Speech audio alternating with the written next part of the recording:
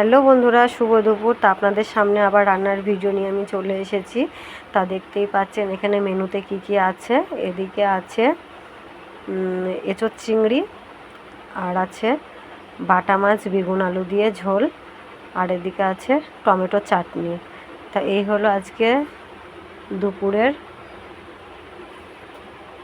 Menu. তা রান্না শুরু করে দিয়েছে আজকে বরমশাই। আমি একটু কাজে ব্যস্ত ছিলাম, যার জন্য রান্না করতে পারিনি।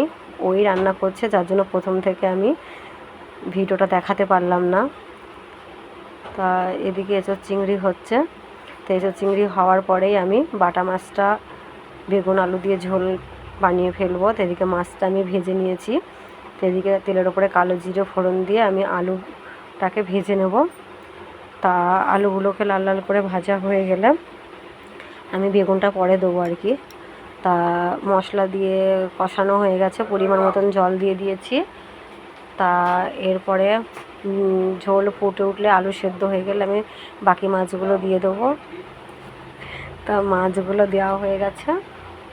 তা এরপরে আমি নামিয়ে ফেলবো কিছুক্ষণ বাদেই।